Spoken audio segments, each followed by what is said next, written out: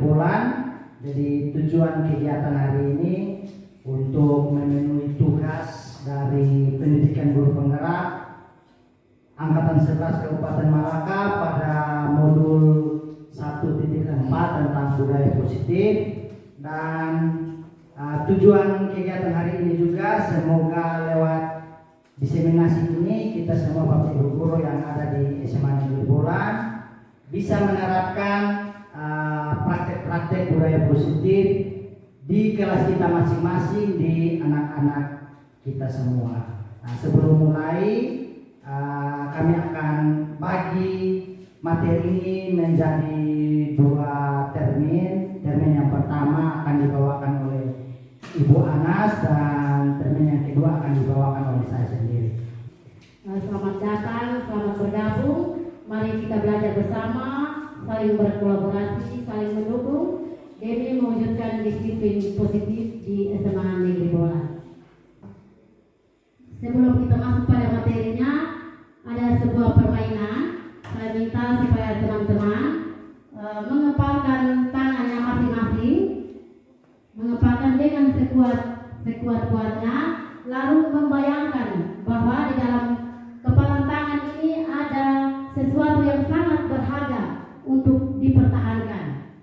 Jadi dari permainan tadi saya ingin bertanya, ketika kita mempertahankan tangan kita untuk jangan dibuka oleh orang lain, bagaimana perasaan kita atau bagaimana sikap kita? Dan ketika orang lain berusaha untuk mengambilnya, tentunya hati sangat sedih. Hati saya sangat sedih. Dan saya pasti akan berusaha untuk mempertahankan hal berharga itu. Baik, terima kasih. Saya dapat menyimpulkan bahwa posisi kontrol yang akan kita lalui atau yang ada pada diri kita ini, posisi kontrol itu kita sendiri yang menanganinya, atau posisi kontrol itu ada pada diri kita, bukan orang lain. Kalau dari orang lain berarti sudah menjadi pemaksaan. Jadi yang mengontrol, berhak mengontrol diri kita itu adalah diri kita sendiri, bukan orang lain. Jadi kita punya inisiatif sendiri untuk memberikan atau tetap mempertahankan. Kalau kita tetap mempertahankan berarti kita berupaya dengan semaksimal mungkin supaya barang itu jangan diambil.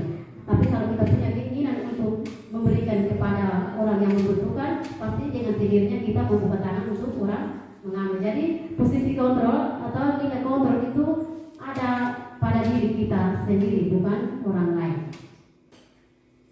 Ilusi paradigma stimulus respon yang pertama, ilusi guru mengontrol.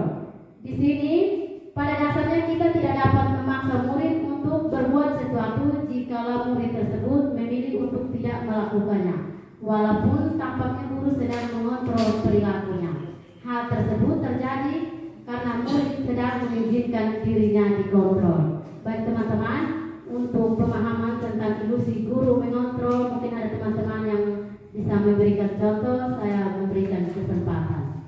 Baik, saya akan memberikan contoh paradigma stimulus respon mengenai ilusi guru mengontrol. Nah, ini contohnya seperti begini. Dalam kegiatan pembelajaran, kita melihat bahwa ada siswa yang tidak mendengarkan pelajaran yang kita berikan.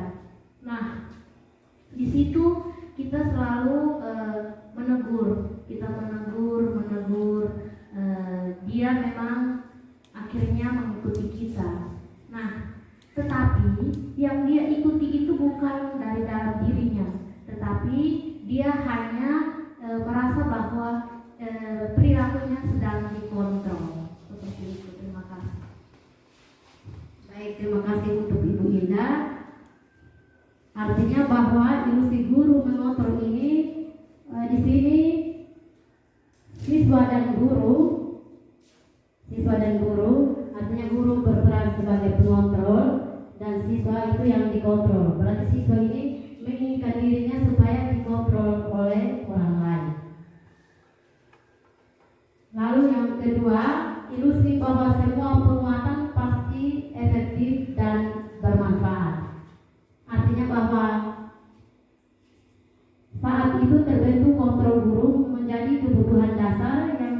diri murid tersebut. Teori kontrol ini mengatakan bahwa semua perilaku memiliki tujuan terhadap perilaku yang tidak disukai.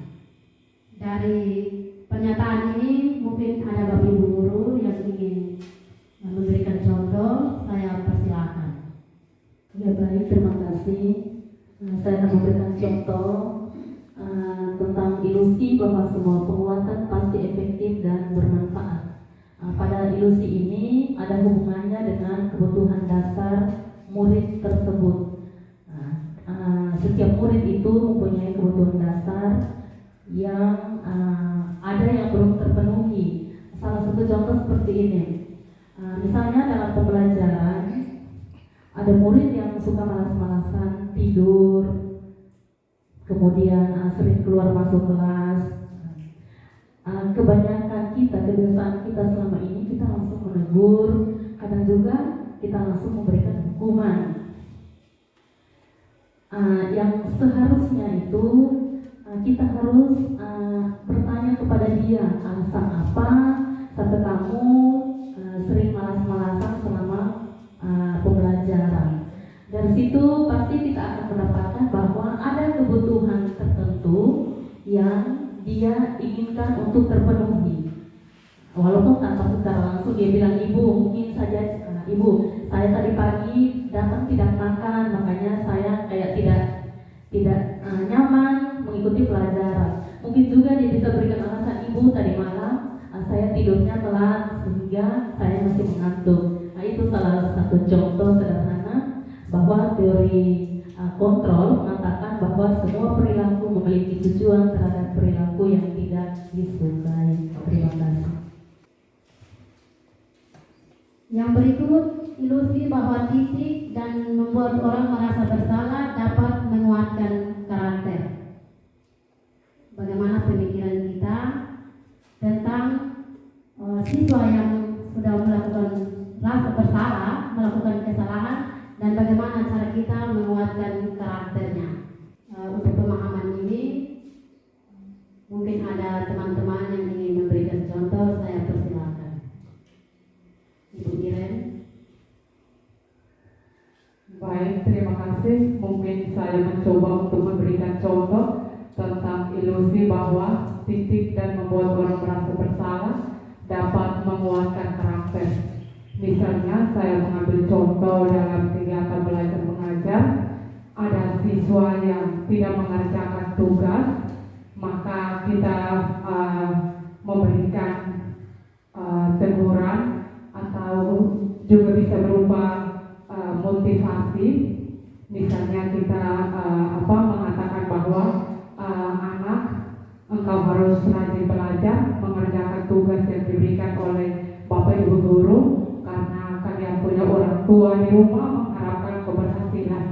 Ya, jadi mungkin dengan seperti itu siswa itu merasa, oh ya, memang kita harus belajar untuk membalas jasa atau pengorbanan orang tua terhadap kita. Ya, jadi mungkin itu saja contoh dari saya. Yang berikut, ilusi bahwa orang dewasa memiliki hak untuk memaksa. Dalam jangka waktu tertentu, kemungkinan murid tersebut akan menyadarinya dan mencoba untuk menolak bujukan kita, atau bisa jadi murid tersebut menjadi tergantung pada sang guru untuk berusaha. Di sini kita mau melihat apakah kesalahan yang sudah dibuat oleh siswa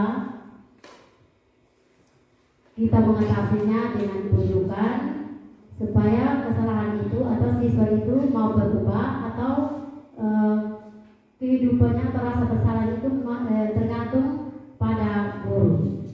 Mungkin ada yang memberikan contoh, saya bisa persilakan kepada Bapak Ibu guru untuk memberikan contoh melalui pemahaman ilusi bahwa orang dewasa memiliki hak untuk memaksa. Oke, terima kasih. Saya akan memberikan contoh dari ilusi bahwa orang dewasa memiliki hak untuk memaksa. Contoh konkret yang biasa kita dapatkan itu di dalam kelas terhadap adik atau anak murid kita. Seperti yang saya lakukan itu untuk siswa saya saat mata pelajaran matematika, apabila mereka tidak mengerjakan tugas atau PR yang diberikan, maka saya akan memaksa mereka untuk mengerjakan dengan memberikan jangka waktu tertentu. Oke. Terima kasih untuk jawabannya. Jadi ilusi bahwa orang dewasa memiliki hak untuk memaksa menuntut kita untuk melakukan pemaksaan terhadap siswa ketika siswa diberi tugas dan tanggung jawab lalu tidak melakukannya sesuai dengan keinginan kita. Dari paradigma ini kita mau melihat kira-kira respon yang dimiliki siswa ketika kita melakukan fungsi kontrol. Apakah hal ini terjadi karena keinginannya sendiri, perubahan perilaku yang dia lakukan untuk mengubah dirinya menjadi yang lebih baik? Apakah karena paksaan dari orang lain atau karena punya keyakinan dari dirinya sendiri? Maka kita dapat melihat dua poin, stimulus respon dan teori kontrol. Apakah perilaku siswa atau perilaku kita ini dikontrol oleh orang lain atau dilakukan oleh diri sendiri? Untuk stimulus respon, yang pertama itu realitas atau kebutuhan kita sama.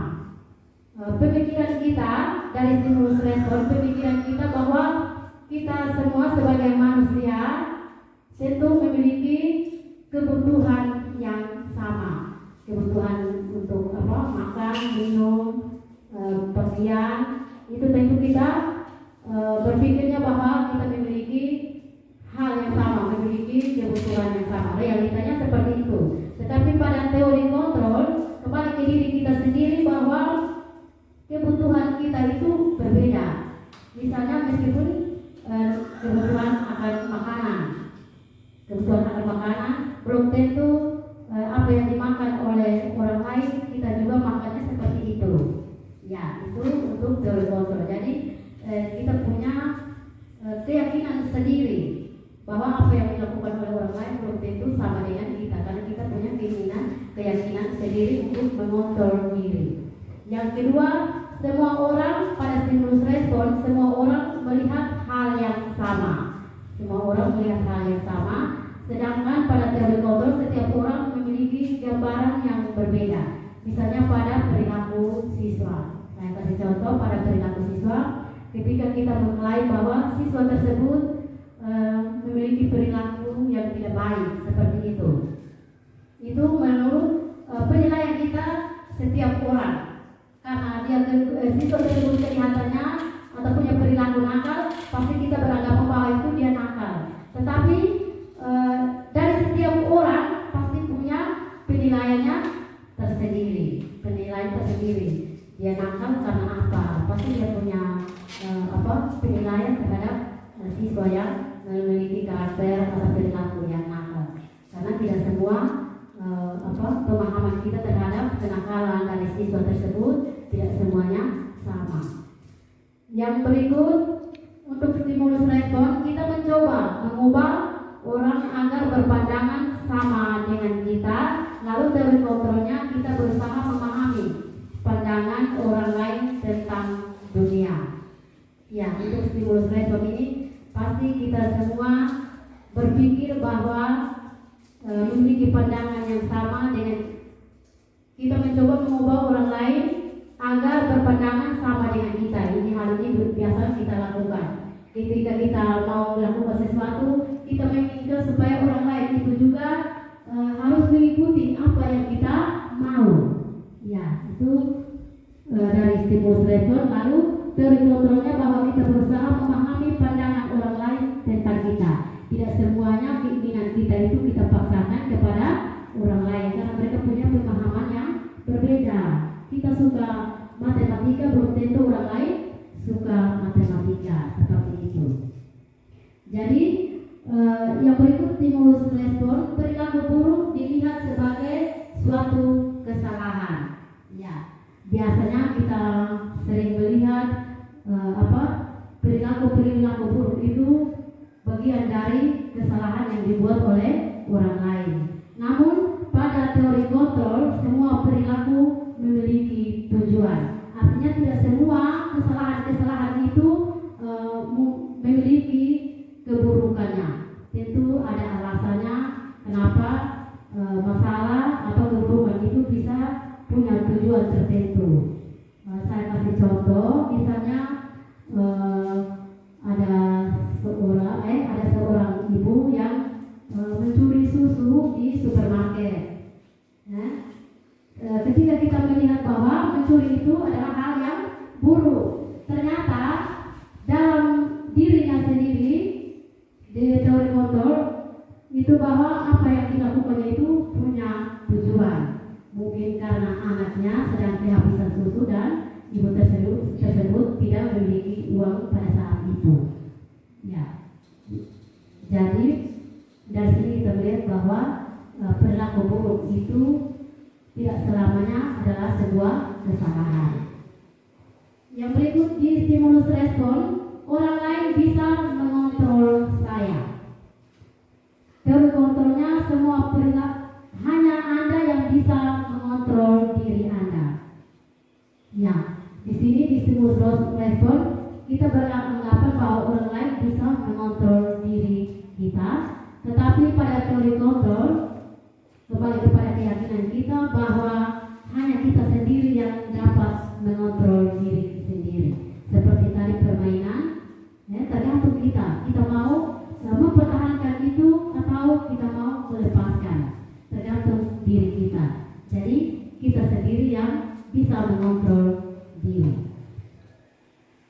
Poin yang berikut pada stimulus respon, saya bisa mengontrol orang lain, dan pada teori kontrolnya Anda tidak bisa mengontrol orang lain. Ya, kita bisa beranggapan bahwa orang lain itu kita bisa kontrol. Namun pada kenyataannya bahwa kita tidak bisa mengontrol orang lain karena orang lain punya keyakinan yang berbeda-beda dengan kita. Tidak selamanya apa yang dibuat itu sesuai dengan keinginan kita. Poin yang terakhir pada stimulus respon, pemaksaan ada pada saat bujukan gagal, lalu teori kontrol, kolaborasi dan konsensus menciptakan pilihan-pilihan baru. Pemaksaan ada pada saat bujukan. Saya kasih contoh, misalnya anak-anak kita di rumah. Ketika mereka sudah buat kesalahan atau mereka meragu, kita biasanya bujuk. Nah, pada saat kita punya bujukan ini tidak terpenuhi atau gagal, maka kita akan melakukan pemaksaan. Harus. Contohnya anak kecil, ketika jam makannya tiba, kita kasih makan, kita beri dia makan, lalu dia tidak mau makan, anak itu tersebut tidak mau makan. Jalan terakhirnya kita harus paksa dia supaya dia jangan sakit. Untuk teori kontrolnya, kolaborasi dan konsensus menciptakan pilihan-pilihan baru. Bahwa adanya kolaborasi, adanya kerjasama, ya, sehingga apa yang kita yakini juga bisa memberikan kontribusi bagi orang lain. Ya. Dari stimulus respon dan teori kontrol itu saya menyimpulkan bahwa segala sesuatu itu bersumber dari diri sendiri, keyakinan kita untuk mau berubah, bukan pemaksaan dari orang lain. Jadi dari stimulus respon tadi tidak adanya paksaan, harus punya keyakinan sendiri yang timbul dari diri untuk mau berubah. Maka di sini kita akan melihat disiplin positif, hal-hal apa saja yang akan kita temukan di sana yang memberikan keyakinan kepada kita untuk kita menjalankannya, yang dapat membawa perubahan bagi diri kita dan peserta didik yang kita tuntun. Di sini saya mau bertanya, apa yang terbesit dalam pikiran Bapak Ibu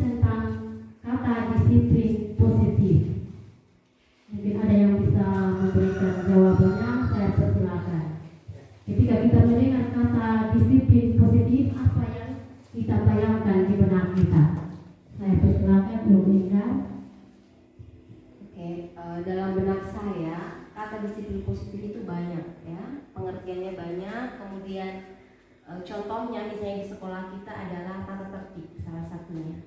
Tata tertib ini bisa diberikan kepada siswa untuk membuat mereka menjadi siswa yang disiplin dan taat kepada aturan sekolah. Jadi di dalam satu sekolah perlu dibuat suatu tata tertib supaya mereka bisa belajar untuk bagaimana menjadi siswa yang disiplin. Baik, terima kasih Bu Eka. Mungkin ada lagi yang mau memberikan jawabannya, saya persilakan.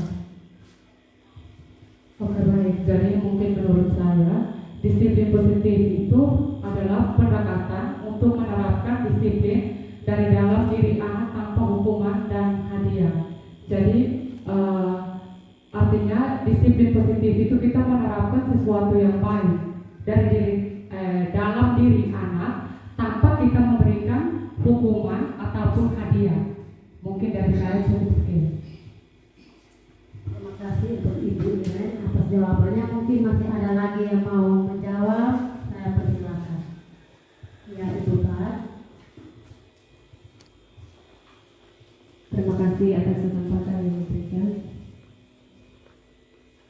Saya ingin mengomentari tentang disiplin positif. Dalam penjelasan yang sudah kita dengar bersama,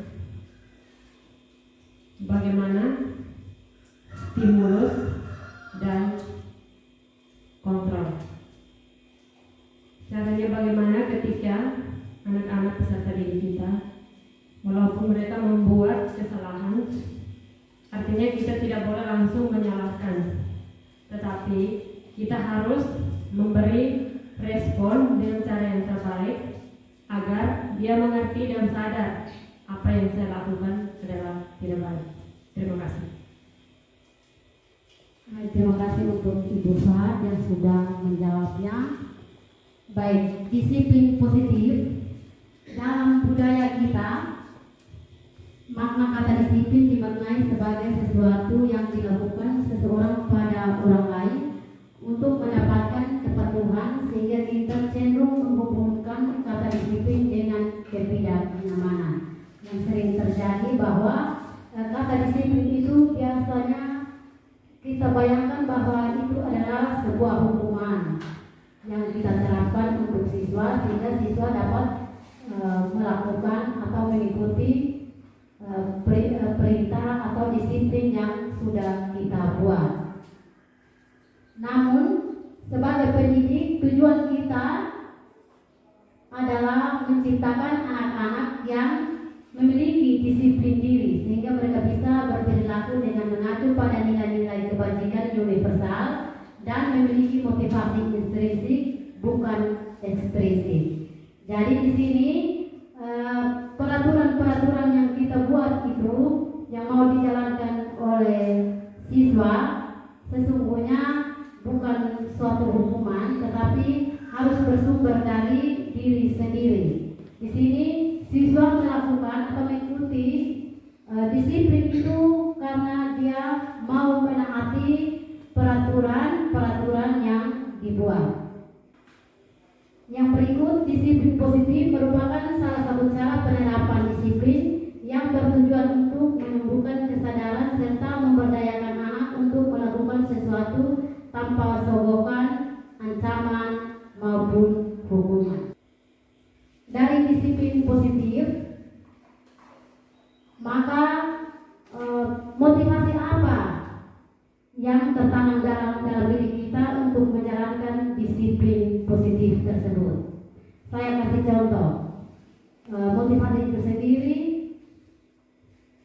bagi kita sebagai seorang guru, dari disiplin yang ada, tentu namanya lembaga sekolah, suatu lembaga pasti punya aturannya.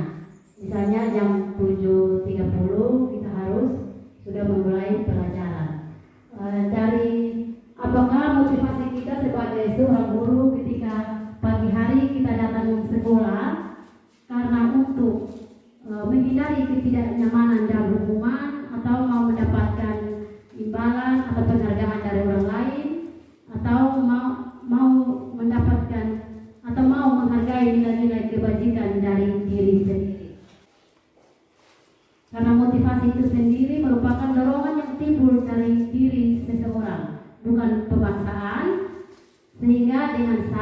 atau tidak sadar kita melakukannya dengan tujuan tertentu. Apakah kita setiap pagi datang di sekolah itu karena mau menghindari ketidaknyamanan supaya jangan diejek atau dikatai teman-teman bahwa kita ini pemalas atau kita ini sering datang terlambat untuk menghindari ketidaknyamanan dan hukuman, atau mendapatkan imbalan atau penghargaan dari orang lain.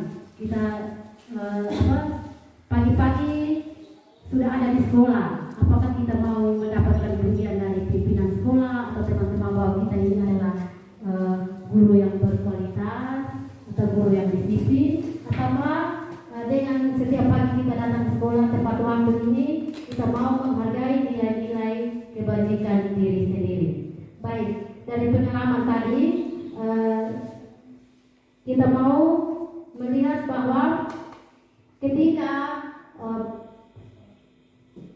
perilaku kita untuk menghargai nilai-nilai kebajikan itu sendiri, dari menghindari ketidaknyamanan dan hukuman itu adalah motivasi ekstrinsik. Artinya kita melakukan disiplin itu karena kita mau menghindari namanya ketidaknyamanan.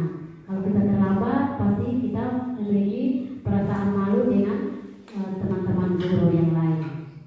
Ya, yang berikut, jika kita terlambat, jika kita datang sekolah tepat waktu untuk mendapatkan imbalan atau penghargaan dari orang lain, itu juga bagian dari motivasi ekstrinsik. Kita belum punya kesadaran tersendiri untuk menghargai nilai-nilai kebajikan diri sendiri. Lalu ketika kita datang sekolah karena kita punya niat yang baik, itu bagian dari motivasi ekstrinsik. Itu berdasarkan pada penghargaan kita terhadap nilai-nilai kebajikan untuk diri kita sendiri. Kita menghargai bahwa nilai-nilai kebajikan itu sangat bermanfaat untuk kita, sehingga kita tidak harus melakukan hal baik demi menghindari ketidaknyamanan atau mendapatkan imbalan atau penghargaan dari orang lain. Dari disiplin positif tadi, ada konsep disiplin dengan identitas gagal. Ya, ada disiplin, kita boleh menerapkan disiplin, tapi masih ada kesalahan. Ada konsep disiplin dengan identitas gagal. Di sini identitas gagal seperti apa dalam konsep disiplin ini? Ada hukuman dan penghargaan. Hukuman dan penghargaan ini termasuk dalam identitas gagal. Konsep disiplin dengan identitas gagal. Misalnya, pada hukuman, ketika murid atau peserta didik melakukan kesalahan, atau saya kasih contoh ketika peserta didik datang terlambat ke sekolah. Hal yang kita buat pasti akan kita memberikan hukuman. Ketika hukuman itu kita berikan kepada peserta didik tersebut, apa yang dia rasakan atau apa yang dia alami, pasti baginya adalah sesuatu yang menyakitkan. Ya, ketika kita memberikan hukuman kepada dia, pasti dia merasa sakit hati. Seperti itu. Lalu yang kedua, hukuman juga memberikan rasa tidak nyaman. Ketika peserta didik tersebut mendapat hukuman, pasti dalam dirinya timbul rasa tidak nyaman. Yang berikut, murid merasa takut. Ya, ketika dia terlambat dari jauh, piket sudah berdiri di depan, memanggil namanya, pasti ada perasaan takut yang timbul dari dirinya. Jadi hukuman juga membuat siswa merasa takut. Yang berikut, memaksa. Ya, hukuman ini memberikan pemaksaan kepada peserta didik. Saya kasih contoh lagi, misalnya kalau siswa terlambat, kita memberikan sanksi atau hukuman memilih kotoran. Seakan-akan kita memaksa dia. Sesungguhnya mungkin memilih kotoran itu bagi dia itu sesuatu yang dia tidak sukai. Tetapi karena kita menerapkan pemaksaan kepada siswa tersebut, dia merasa bahwa hal yang dia lakukan itu bagian dari pemaksaan terhadap dirinya.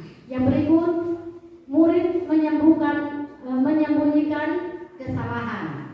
Ya, ketika murid melakukan kesalahan, lalu kita tanya, saya kasih kembali ke contoh tadi, murid tersebut datang terlambat.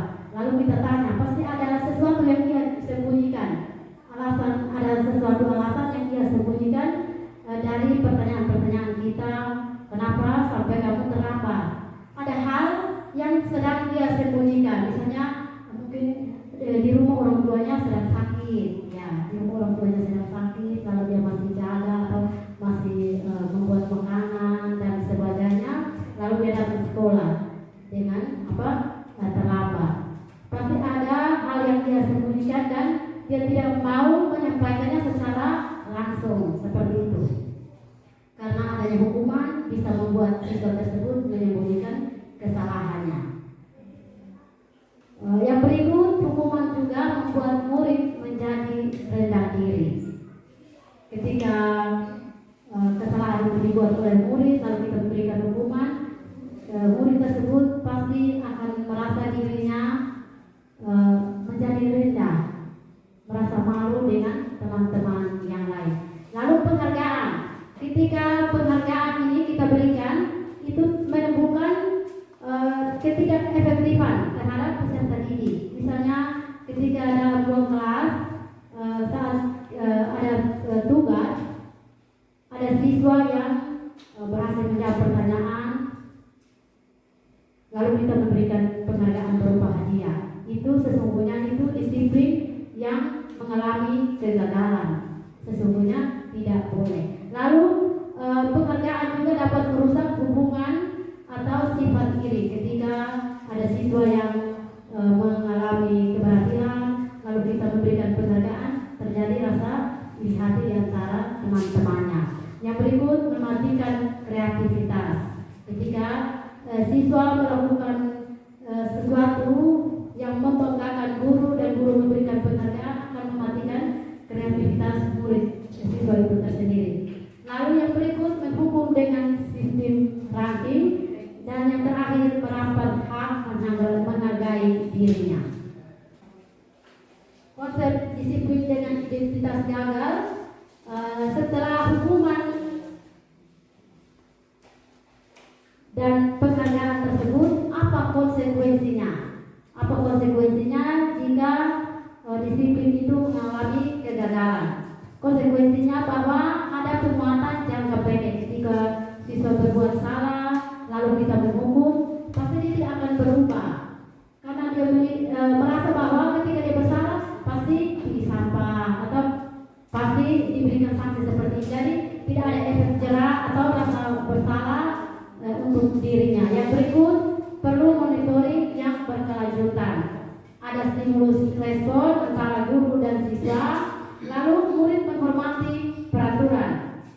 Di sini sebatas murid menghormati bahwa peraturan itu akan dia jalankan, bukan mau mengubah perilakunya menjadi baik. Yang berikut, kehilangan waktu untuk merenungi kesalahannya. Karena tidak ada rasa penyesalan dalam diri siswa, sehingga kesalahan yang dibuat itu dianggap biasa saja. Tidak ada waktu untuk merenungi kesalahan yang dia lakukan. Lalu pada restitusinya, perbaikannya bahwa murid ketika murid melakukan satu kesalahan dan kita punya konsekuensinya, bagaimana cara penyelesaiannya atau bagaimana kita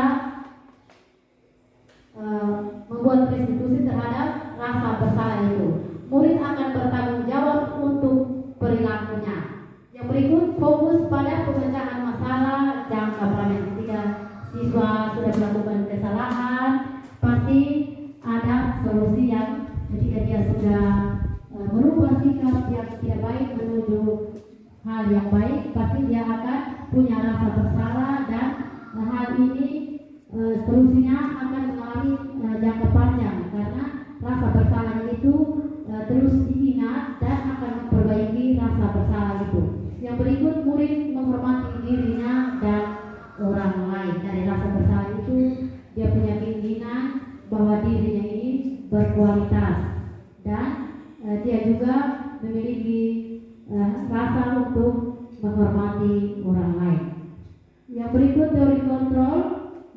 dirinya sendiri yang memegang kontrol untuk pribadinya. Yang terakhir, untuk restitusi, murid bersemangat memperbaiki kesalahannya. Dari konsep disiplin yang gagal yang kita terapkan pada siswa, baik konsekuensi maupun restitusi itu, kita melangkah pada keyakinan sekolah atau keyakinan kelas.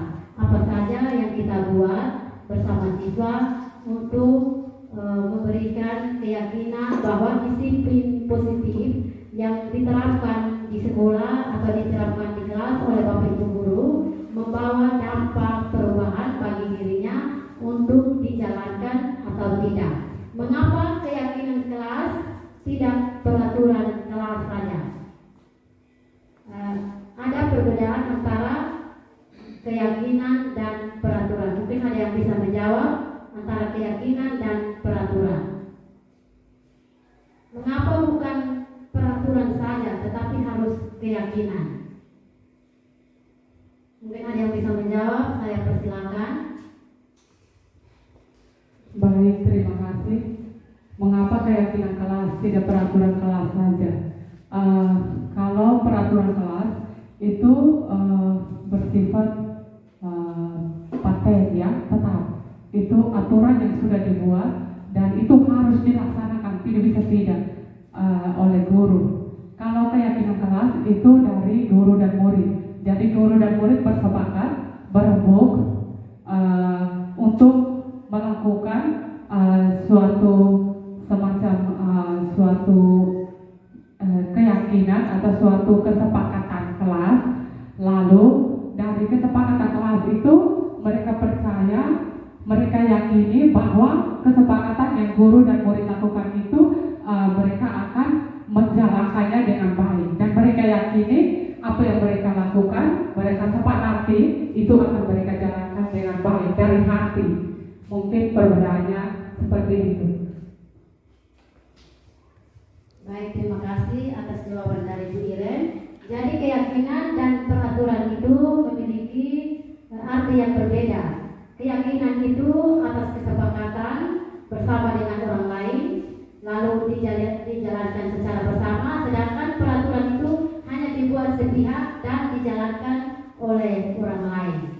Jadi yang kita mau terapkan di sini adalah keyakinan. Artinya bahwa kesepakatan itu akan kita buat secara bersama-sama dari guru, antara guru dengan peserta didik, lalu kesepakatan itu akan kita jalankannya secara bersama-sama. Dari keyakinan sekolah atau kelas ada dua pertanyaan. Mengapa kita memiliki peraturan tentang penggunaan helm pada saat mengendarai kendaraan bermotor? Itu menurut saya, kita menggunakan helm pada saat kita mengendarai sepeda motor. Jawaban yang pertama adalah itu menjaga keselamatan. Jawaban yang kedua adalah mematuhi aturan lalu lintas. Sekian, guys. Baik, terima kasih atas jawabannya. Jadi ketika kita menggunakan helm pada saat mengendarai kendaraan bermotor, kalau kita menggunakannya karena mengikuti peraturan, berarti bukan timbul dari diri kita sendiri, tetapi ada paksaan atau ada suruhan dari orang lain. Artinya bahwa kita mau mengikuti tata tertibnya. Tetapi sesungguhnya yang mau kita terapkan di sini bahwa ketika kita menggunakan helm itu karena atas kesadaran kita sendiri bahwa demi menjaga keselamatan diri. Yang kedua, mengapa kita memiliki peraturan tentang penggunaan masker dan mencuci tangan setiap hari? Mungkin ada yang bisa memberikan jawabannya, saya persilakan. Bapak. Terima kasih. Saya coba untuk menjawab mengapa kita memiliki peraturan tentang penggunaan masker dan mencuci tangan setiap saat. masker. Contohnya waktu kita terkena COVID-19 itu adalah peraturan. Tetapi setelah kita menjalankan setiap hari, ternyata itu adalah berguna untuk kita sendiri. Yang pertama, kita terbebas dari debu. Yang kedua, kita bebas dari virus. Dan yang berikutnya, mencuci tangan setiap saat. Kadang kita melawan ketika kita itu tidak mungkin terjadi. Tetapi kembali kepada kesadaran kita sendiri. Mencuci tangan itu adalah bagian dari yang namanya kesehatan. Terima kasih. Baik, terima kasih atas jawabannya.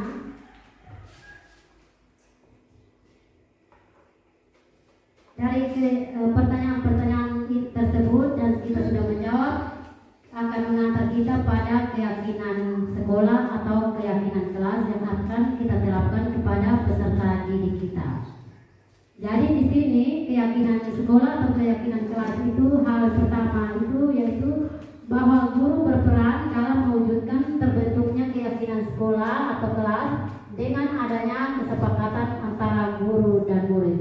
Mungkin di antara teman-teman, mungkin di dalam ruang kelas atau sebagai wali kelas, guru mata pelajaran sudah menerapkan ini. Ya, terima kasih bagi yang sudah. Kalau yang belum menerapkan, bisa kita terapkannya kepada peserta didik kita.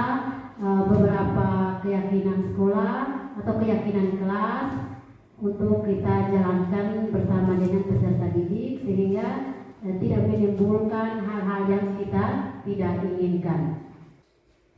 Yang berikut dari keyakinan sekolah atau keyakinan kelas tersebut bahwa berdasarkan pernyataan universal yang mudah diingat dan dipahami serta harus diterapkan di lingkungan sekolah. Dari kesepakatan yang kita jalankan bersama siswa tentang keyakinan kelas yang akan kita lakukan, tentunya kita memilih hal-hal praktis, hal-hal yang mudah diingat, lalu bisa diterapkan bersama. Misalnya, saya kasih contoh hal-hal yang akan kita jalankan di kelas itu, misalnya datang sekolah tepat waktu dan sebagainya. Mungkin ada yang bisa menambah keyakinan-keyakinan kelas yang akan dibuat bersama peserta didik di kelas. Oke, baik, terima kasih. Jadi dari kesepakatan kelas, kesepakatan antara murid dan guru, maka kita yakini dan kita jadikan keyakinan kelas. Nah, selama ini saya punya murid-murid di kelas 11A, kami sudah melakukan kesepakatan kelas dan kami jadikan itu keyakinan kelas, yaitu yang pertama, murid pada saat pelajaran berlangsung, murid tidak diizinkan untuk memegang HP atau menggunakan HP kecuali atas izin guru. Kemudian yang kedua, murid tidak boleh keluar masuk kelas tanpa izin guru. Yang ketiga, mengikuti kegiatan belajar mengajar tepat waktu. Jadi ada beberapa itu yang kami sudah sepakati di dalam kelas 11A dan kami jadikan keyakinan di kelas 11A. Sekian. Terima kasih Bu Ire. Jadi keyakinan kelas ini sangat penting untuk kita terapkan kepada siswa-siswa yang kita didik. Ya, ini dua contoh keyakinan kelas yang telah saya buat bersama dengan peserta didik di kelas, yaitu di kelas 12A dengan kelas 12 IPS 1. Nah, contohnya seperti itu. Yang di kelas 12A itu tentang bekerja sama menjaga kebersihan kelas, menjaga fasilitas kelas dengan baik, saling peduli, menghargai dan membantu, selalu datang tepat waktu, bertanggung jawab terhadap tugas. Yang kelas 12 IPS 1, siswa harus hadir di kelas tepat pada waktunya, piket kelas dilakukan lebih dahulu, wajib memakai seragam sesuai dengan ketentuan berpakaian seragam di sekolah, berperilaku sopan santun dan saling menghargai satu sama lain, dilarang di dalam kelas. Itu kesepakatan yang kami buat bersama sehingga menjadikannya keyakinan kelas yang akan kami terapkan di dalam kelas masing-masing. Dan waktu selanjutnya saya memberikan kesempatan kepada Bapak Gerson Mansula untuk melanjutkan teori-teori berikutnya. Kepada Bapak Jen, saya persilakan. Oke, kita tepuk tangan dulu buat Ibu Anas yang sudah memberikan materi tentang disiplin. Selamat siang, saya Kepala Sekolah SMA Negeri Bolan merasa senang dengan kegiatan diseminasi budaya positif yang telah dibawakan oleh CGP Anastasia Luhur Kelau. Harapan saya, semoga kegiatan diseminasi ini tidak sekedar seruan saja, melainkan perlu diterapkan di sekolah baik oleh Bapak Ibu Guru maupun anak-anak sehingga dapat meningkatkan kedisiplinan di sekolah. Halo, saya Musalif SPD, saya dari SMA Negeri Bolan. Pada kali ini saya sudah mengikuti diseminasi yang dibawakan oleh Ibu Anastasia, yaitu budaya positif. Pada kali ini saya merasa senang sekali dan merasa terbuka wawasannya terkait dengan budaya positif di sekolah. Saya berharap saya bisa melakukan yang terbaik untuk anak didik saya dengan mengaplikasikan budaya positif di kelas maupun di sekolah. Terima kasih, salam sehat dan bahagia.